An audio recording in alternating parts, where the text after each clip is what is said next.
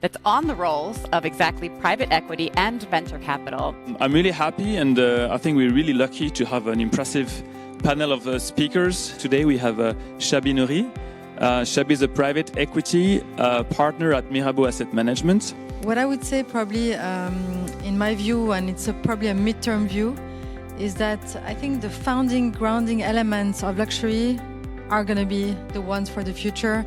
When we talk about craftsmanship, rarity, scarcity, experiences, excellence, these are the ones that really have made the success of luxury. Probably what has changed the most and what we see continuously changing is the relationship between the clients and the brands, and how the clients engage with that universe today.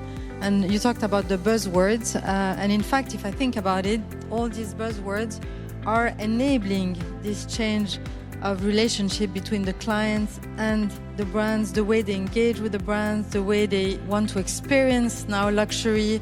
That has changed and will continue to change. It's interesting to see luxury coming from a very kind of top-down position to finally having the clients almost in the driving seats or taking control of the way they want to live that experience.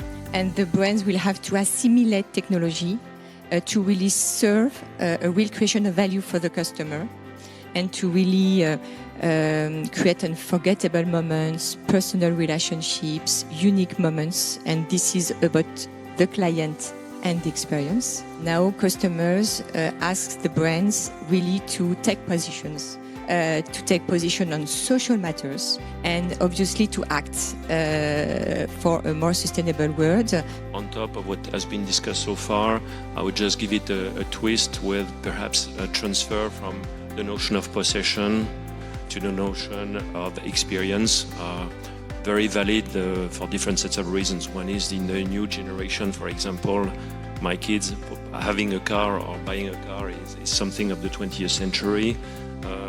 Buying a home is something of the 20th century too, because real estate is so expensive that it's inaccessible to youngsters. So it means what can they buy, what can they afford, and how do they actually experience the luxury, I think in a new way, is going to be really interesting as key core trends. And obviously technology is just an enabler of that experience. It's all about creativity, it's all about innovation, so I think the creativity are going to continue to be paramount in the true luxury end of the business.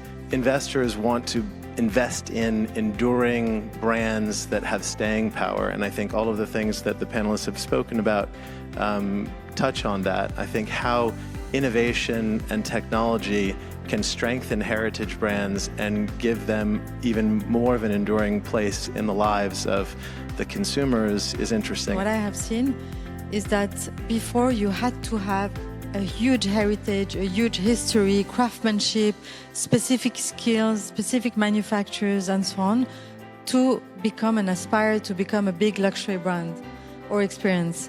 And in a way, today, technology has enabled a lot. We see a lot of suddenly disruptors coming in luxury. They don't have the history, the heritage, or a specific crafts, and that's quite interesting. That is giving a kind of a challenge to the luxury industry, and that's the reason why also it took so much time for the luxury big groups to suddenly say, now we have to wake up, because we don't even need anymore to have the heritage and what we have as a basis for that. So I think, yes, it is a good way to look at the future, in the sense that it's not anymore based on what we know, but based on what can happen to luxury in a way. So that I would say is the way I see technology entering in that space, and as I said before, helping the relationship between the clients. And probably as an investor or as an advisor, technology, and that's probably the biggest challenge of technology, and it's true in luxury also, is the adoption. How the company is adopting that, integrating that within the real ways of working, and also for the clients to adopt that. And probably the biggest challenge we had was adoption and accelerated adoption. So as an investor, that's what I would look at. If there is no easy adoption, it's probably a technology that will be nice on paper. Now, what's interesting is I think the luxury brands have definitely moved very fast forwards with the COVID, because suddenly we moved from 7% of the business in e-commerce and luxury to 20%. Everybody has said, wow, what kind of experience are we providing? So we need to do something about that.